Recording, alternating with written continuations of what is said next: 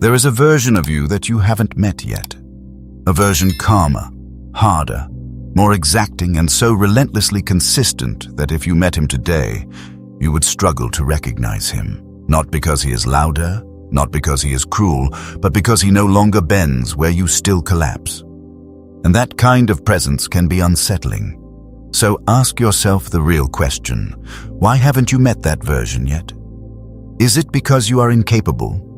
Or because you are still too loyal to the weaker one? The one who hits snooze. The one who waits to feel inspired. The one who needs the mood to be right, the room to be quiet, the timing to be perfect, and the world to feel supportive before he begins. You say you want change, but your actions still worship comfort. You speak about purpose, but chase distraction as if it might save you. The version of you that feels so distant, so disciplined, so hard to disturb is not fantasy. It is what remains after the excuses die. After you stop feeding the emotional chaos. After you strip away the stories you keep telling about timing, motivation, and why tomorrow will somehow be better than today. Stoicism does not hand you comfort. It does not protect your illusions.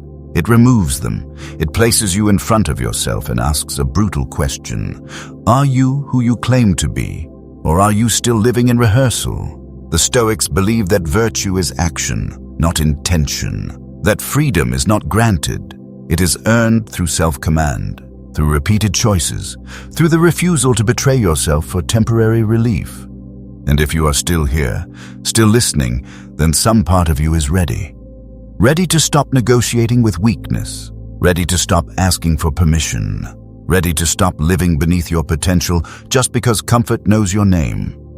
If that speaks to something real inside you, subscribe to Stoic Ocean, not as a habit, as a decision, a quiet declaration. I will not live asleep any longer. It always starts quietly. No announcement, no dramatic turning point, no perfect sunrise that changes everything.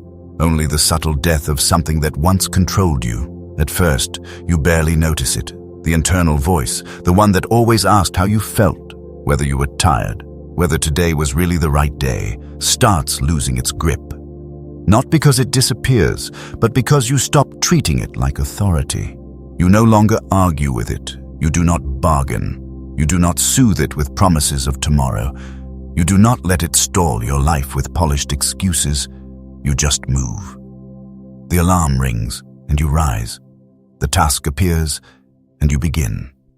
Not with resentment, not with hesitation, not with drama, but with a calm, almost impersonal certainty. That is where the real transformation begins, because most people think discipline looks like pain, like restriction, like a cage you lock yourself inside. But from the inside, real discipline often feels like relief. There is no argument at dawn, no guilt at night, no exhausting swing between failure and regret, no endless loop of promise, delay, shame, repeat. There is only movement, steady, clean, focused. That is what people miss. Discipline is not built on feeling. It is built on principle. On repetition, on consistency practiced so often that the right action stops feeling dramatic and starts feeling normal. It is earned in silence, not shouted for approval, and because of that, people begin to notice, even when they cannot explain what feels different. You did not post a declaration. You did not announce a new era, but your presence speaks louder now than your past ever did. It shows in the way you carry yourself, in the way you move through noise without reacting to it, in the way you keep showing up long after other people would have stopped.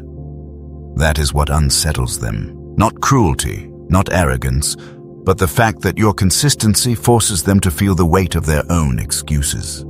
Most people are still in negotiation, still deciding whether they are in the mood to follow through on the life they claim to want, still making quiet deals with themselves. Comfort now, discipline later. Ease today, standards tomorrow. Another chance next week, another beginning when motivation returns. But when you stop negotiating, you step into something most people never truly experience. A life that is not ruled by appetite, a life not governed by mood, a life moved by something deeper: duty, clarity, purpose. There is something severe about that shift. Not violence toward others, but a firmness toward the parts of you that once held you hostage. The part that said wait, the part that said be realistic, the part that whispered you've done enough today. Every time you act without bargaining, you widen the distance between who you were and who you are becoming. And as that gap grows, the old voice begins to starve. At first it screams, then it protests, then it weakens, and eventually it falls quieter than it has ever been. That silence matters, because that is when you realize something sacred. You no longer belong to your impulses. You no longer belong to your doubts. You belong to your word. And that is what separates those who rise from those who repeat. Most people think freedom means doing what you want. But as Epictetus said, no person is free who is not master of themselves. Discipline is not a cage. It is the blade that cuts through confusion and leaves clarity behind. You do not act because you feel like it. You act because that is who you are now, and that identity is hard to shake because it is not built on emotion. It is built on principle, on repetition, on consistency earned in silence. You are not unfeeling. You simply stopped waiting for the right mood. You are not robotic. You are deliberate. And that difference between movement born from clarity and movement ruled by emotion is the difference between building something that lasts and falling back into familiar chaos. That is why you begin small. Because killing the negotiator within is not one decision. It is a process. You do not argue with distraction. You outlast it. You do not beg your mind to obey. You train it, like a muscle, like a blade, like something that becomes stronger through use. And every day you do, the weaker self, the one that delayed, doubted, complained, and hid behind explanation, fades a little more. Until one day you catch your reflection in the mirror and realize, you did not just become more disciplined. You became unfamiliar to the person you used to be. That is the power of starting small. That is the power of consistency over intensity. Most people want the dramatic moment, the overnight transformation, the clean before and after story. But real discipline rarely announces itself. It works in quiet places. In choices nobody applauds. In moments that never get posted. It works when you choose what strengthens you over what comforts you. When you wake up early, not because someone is watching, but because you said you would. When you finish the work, not because praise is waiting, but because your word matters. When discipline stops being something you perform and becomes something you practice, so often it becomes part of your nature. And once it becomes part of your nature, everything changes. People notice something different. Not because you told them, not because you advertised it, but because actions carry a weight that words never can. You move with purpose, you speak with restraint, you act with certainty, and certainty, real certainty, has a presence to it. It is difficult to dismiss, difficult to manipulate, difficult to distract. Because when someone sees that level of consistency, that level of self-command, it forces them to confront a question they have been avoiding. What would my life look like if I stopped excusing myself? And that confrontation is uncomfortable. But it is also necessary, because growth does not happen inside comfort. It happens when you are willing to endure the friction of becoming different, willing to be misunderstood, willing to be less liked by the weaker parts of yourself. That is the cost of discipline, but it is also the reward. Because when you become the disciplined version of yourself, you do not only change your own life, you become proof. Proof of what happens when a person stops living by mood and starts living by standard. Not through preaching, not through performance, but through example. That is the power of disciplined living. That is Stoic philosophy made visible. That is the power of becoming who you already are, without the excuses, without the delays, without the endless negotiation. And when that happens, something else changes too. You no longer need motivation the way you once did. You do not wait to feel ready. You act until readiness stops being relevant. You stop asking for ideal conditions. You start creating momentum through action, not action for display, not action for applause. Action because movement itself has become part of your identity. And that is what most people find difficult to understand. They cannot categorize you. They cannot predict you the way they used to. They cannot slow you down with the old language of comfort, delay, and permission, because you are no longer driven by approval. You are driven by something quieter, something firmer, something that does not need to announce itself because it is too busy doing the work. That is when discipline stops being a performance and becomes a way of being. That is when you stop trying to be disciplined and simply become it. No fanfare, no explanation, just forward. And that relentless forward motion, that refusal to return to sleep, is what makes you unrecognizable to your former self. It is also what makes other people uneasy, because you become a living contrast to the life they are still postponing. Not because you control them, but because you have learned to control yourself. That is the real shift. That is the transformation. Not louder ambition, not bigger promises, but clearer action, stronger repetition, fewer excuses, less drama, more discipline, more truth, more movement. You still feel everything. That is the part most people misunderstand. They assume discipline means being numb, disconnected, emotionless. But that is not discipline. That is suppression. The disciplined person still feels every wave of pressure, every pull of doubt, every ache of exhaustion. The difference is they do not obey it. Emotions still arrive, uninvited, often inconvenient. They knock, they shout, they make their case. But they do not sit in the driver's seat, and that distinction changes everything. You cannot eliminate emotion. You should not try. You can only put it in its proper place. Like wind against a ship, it can push you off course if you are unanchored. But if you understand how to hold the wheel, even strong wind does not decide your direction. That is the key. Not controlling whether emotion appears, but controlling how you respond when it does. Think about how many decisions people make just to feel something different. How many workouts skipped, not because it made sense, but because comfort felt sweeter. How many difficult tasks delayed because boredom whispered later? How many goals abandoned because fear asked, "What if this fails?" Emotions are persuasive.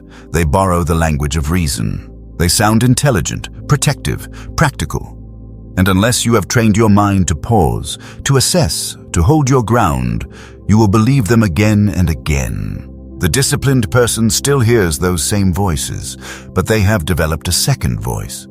A steadier one that does not panic, does not bargain, does not collapse. One that simply says, "Do it anyway." That voice is not born from inspiration. It comes from practice, from repetition, from choosing the right action often enough that truth becomes louder than mood. It comes from learning that feelings are temporary, but choices leave marks. It comes from understanding that discipline is not the absence of fear. It is movement despite fear. Not the absence of doubt, but action through doubt. Not the guarantee of confidence, but the willingness to proceed without waiting for it. That is the real test. Not whether you feel motivated, but whether you act when you do not. Not whether you feel certain, but whether you continue when uncertainty remains. Not whether you feel ready, but whether you begin before readiness arrives. That is what separates the disciplined from the distracted. Not the absence of emotion, but the mastery of response. Not the death of feeling, but the elevation of action above feeling. And that mastery changes a person, because when you can feel everything and still move forward, when you can hear fear and still proceed, when you can experience doubt without surrendering to it, you become difficult to stop. That is when discipline stops feeling like struggle and starts becoming strength. That is when you stop being ruled by emotion and begin to rule your life. If this is speaking to something real in you, subscribe and stay with me. And tell me in the comments which part hit you the hardest. Because your journey matters. And so does what you choose next. Now let's continue. Most people misunderstand what discipline really means. They think it means shutting down emotion, becoming mechanical, or losing your humanity. But that is not discipline. That is suppression. And suppression always fails. Real discipline is not about erasing what you feel. It is about mastering how you respond to what you feel. Think about it simply. You wake up tired. The old version of you would hit snooze, negotiate, and build a case for staying in bed.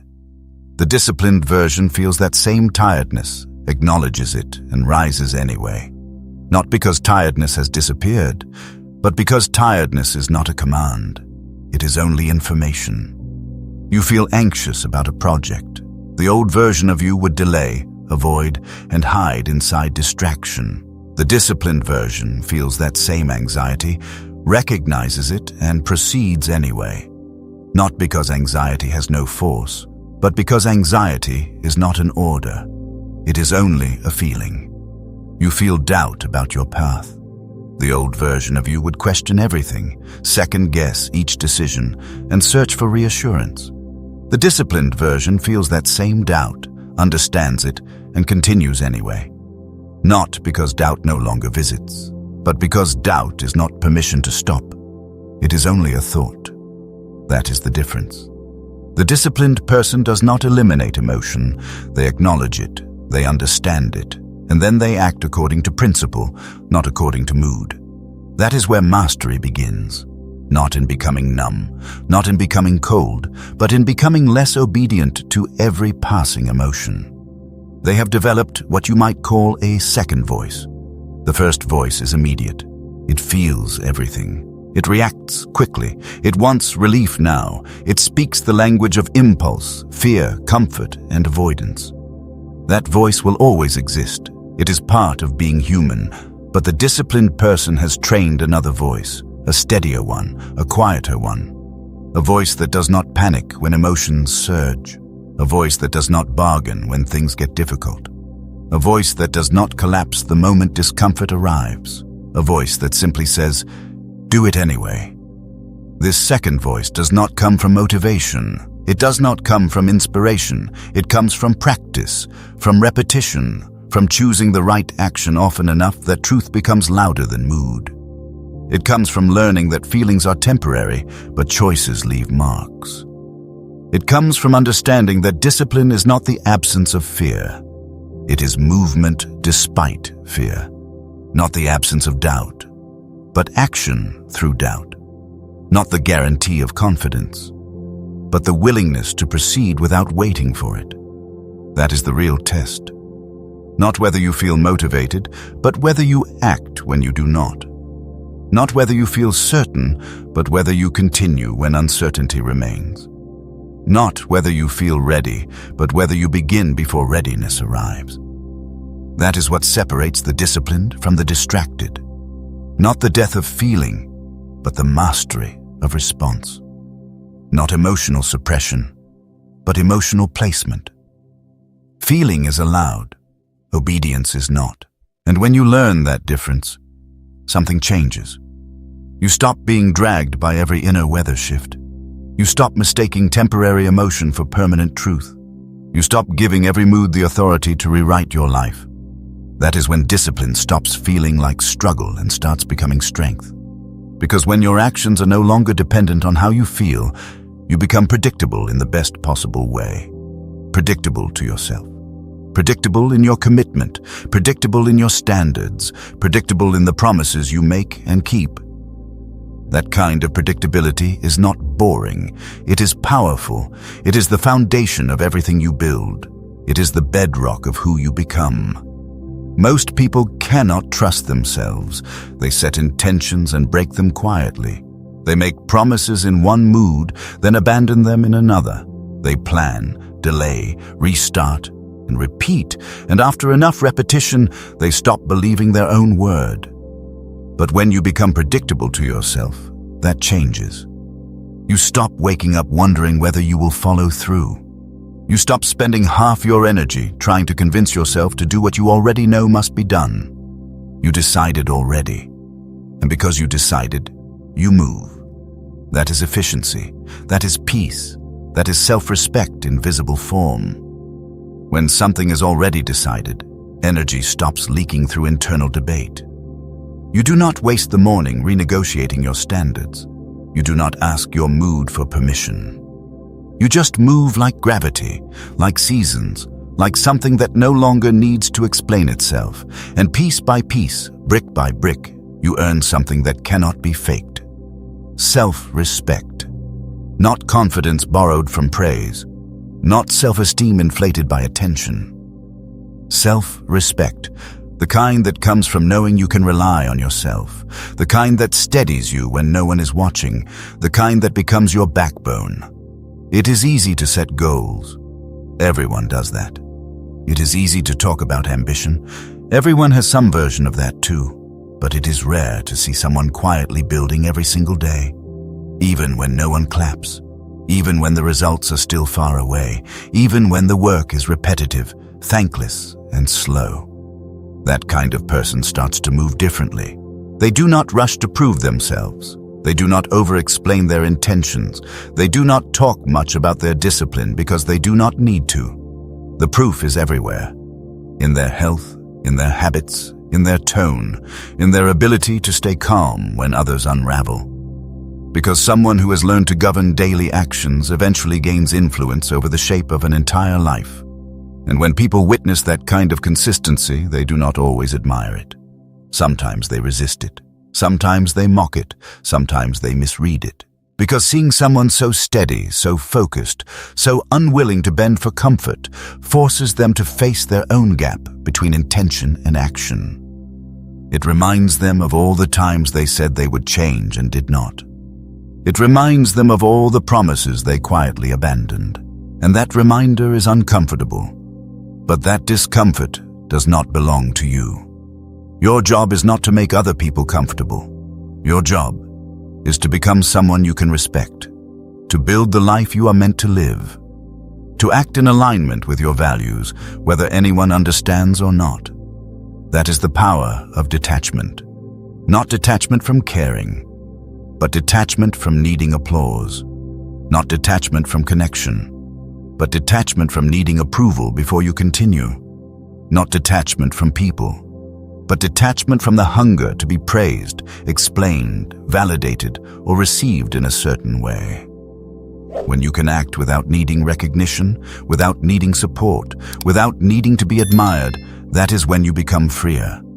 Because your movement no longer depends on the reaction of the crowd. You are no longer a reflection of other people's moods, preferences, or insecurities. You stop asking, do they get it? Do they approve? Do they see me? And you begin asking a better question. Am I living in truth? Am I keeping my word? Am I building what I said I would build? That is enough. Not everyone wants to see someone living with that kind of clarity. Because clarity is confrontational. It exposes confusion without saying a word. It turns you into a mirror of what is possible. And not everyone wants that mirror held in front of them. But you did not come here to be endlessly liked. You came here to build something real. You do not need to be followed to be effective. You do not need to be celebrated to be aligned. You do not need constant encouragement to continue walking your own path. You walk it because it is yours. And in the end, that is what matters.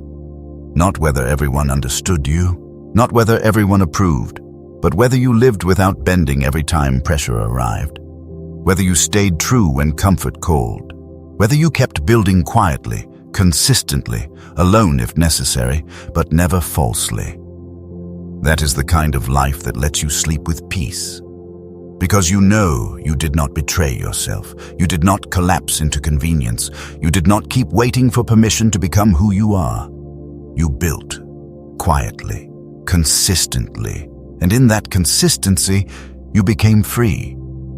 That is the power of emotional mastery. That is the power of the second voice. That is the power of predictability. That is the power of self-respect. And that is the power of disciplined living. Marcus Aurelius once wrote, "Waste no more time arguing what a good man should be. Be one." B1. That is the mindset you adopt when your actions begin to align with your values. Regardless of who is watching or who is not, you no longer need to speak endlessly about your intentions because you have already started embodying them. You are not chasing inspiration anymore. You are building it through repetition, and through that repetition, something quiet but irreversible happens.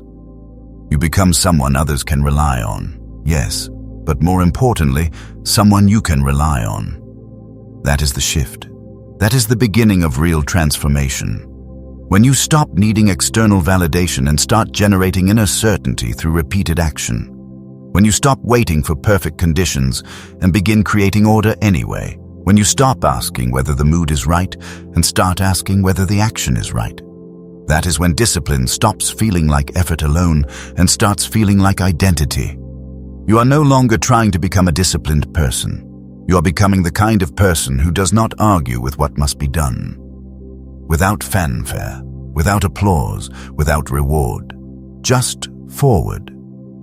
And that forward motion, that clean consistency, begins to change the way you move through life. When you act predictably, not because you are being watched, but because it is simply who you are now. Life begins to change. Not dramatically at first, not all at once, but piece by piece, brick by brick. You earn something that cannot be faked. Self-respect. And that self-respect becomes your backbone. It steadies your posture. It sharpens your choices. It changes the way you speak to yourself when things get hard. Because once you know you can rely on your own word, you stop living like a stranger to yourself. It is easy to set goals. Everyone does that. It is easy to talk about ambition. Everyone has some version of it. But it is rare to see someone quietly building every single day, even when no one claps, even when the results are months away, even when the road is repetitive, thankless, and slow. That kind of person starts to move differently. They do not rush to prove themselves. They do not over-explain their intentions. They do not talk much about their discipline because they do not need to. The proof is everywhere, in their health, in their habits, in their tone, in their timing, in their ability to stay calm when others unravel. Because someone who has learned to govern daily actions eventually gains influence over the shape of an entire life. And when people witness that kind of consistency, they do not always cheer. Sometimes they resist it, sometimes they mock it, sometimes they misunderstand it. Because seeing someone so steady, so focused, so unwilling to bend for comfort, forces them to feel their own gap between intention and action. It reminds them of the promises they made and abandoned, the plans they built and postponed, the standards they lowered to make life easier. And that reminder is uncomfortable, but that discomfort does not belong to you. Your job is not to make other people comfortable. Your job is to become someone you can respect, to build the life you are meant to live, to act in alignment with your values, whether anyone understands or not. That is the power of detachment. Not detachment from caring, but detachment from needing applause. Not detachment from connection, but detachment from needing approval before you continue.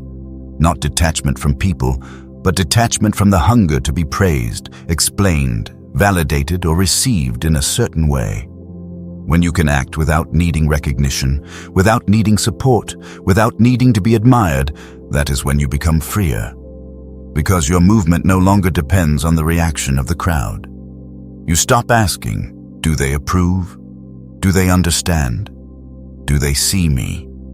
And you begin asking a better question. Am I keeping my word? Am I living in truth? Am I building what I said I would build? That is enough. Not everyone wants to see someone living with that kind of clarity. Because clarity is confrontational.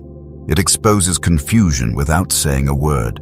It turns you into a mirror of what is possible. And not everyone wants that mirror held in front of them. But you did not come here to be endlessly liked. You came here to build something real. You do not need to be followed to be effective. You do not need to be celebrated to be aligned. You do not need constant encouragement to continue walking your own path. You walk it because it is yours, and in the end, that is what matters. Not whether everyone understood you, not whether everyone approved, but whether you lived without bending every time pressure arrived. Whether you stayed true when comfort called. Whether you kept building quietly, consistently, alone if necessary, but never falsely. That is the kind of life that lets you sleep with peace, because you know you did not betray yourself. You did not collapse into convenience. You did not keep waiting for permission to become who you are. You built, quietly, consistently, and in that consistency, something else begins to work in your favor. Repetition. Marcus Aurelius wrote, "Waste no more time arguing what a good man should be. Be one." He also reminds us, in other words, that life is not short because time is missing, but because so much of it is wasted. Repetition protects you from that waste. It saves you from the chaos of constantly restarting, because every time you stop and start again, you lose momentum, you lose rhythm, you lose trust in your own pattern. But every time you repeat, even imperfectly, you gain something. A little stability, a little certainty, a little strength that compounds far beyond what the moment suggests. That is why repetition matters. It is not glamorous. It rarely feels exciting. But repetition is not about performance. It is about programming. Every act repeated is a vote. And the more you vote, the clearer the identity becomes. You stop trying to be disciplined. You start being it, without spectacle, without reward, just forward. And then something strange begins to happen. The path that once felt heavy becomes the one you trust most. The routine that once felt like sacrifice begins to feel like stability. You stop craving excitement. You start craving peace. The peace that comes when your actions match your values, when there is no longer a war between what you say you want and what you repeatedly do. That alignment is not an accident. It is earned through deliberate repetition, through choosing discomfort often enough that it stops feeling like punishment and starts feeling like training. That is when the disciplined version of you begins to emerge. And when he does not look dramatic.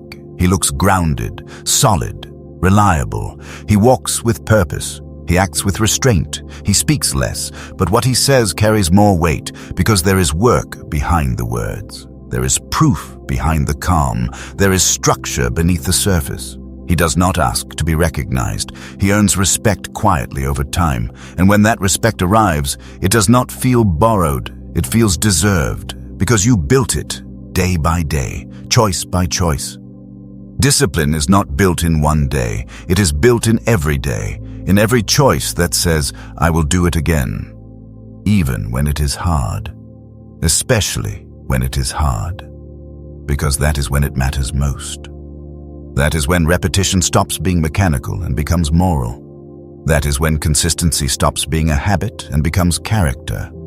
That is when you become the person you always were, just without the excuses, without the delays, without the negotiations. And maybe the deepest truth is this: you are not exhausted because you have been pushing too hard. You are exhausted because you have been living beneath your potential.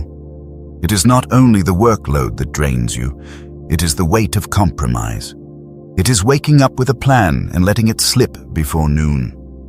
It is breaking your own word so many times that part of you stops believing you mean it. That is a fatigue rest alone cannot fix. Because every time you lower your standard to make things easier, you lose something, not always visibly, but deeply. Every excuse chips away at the foundation you are trying to build. Every delay delays the person you are becoming. And that is why this work matters, not because discipline looks impressive, but because compromise is expensive, more expensive than most people realize. Seneca said, "We suffer more often in imagination than in reality." And that applies here too.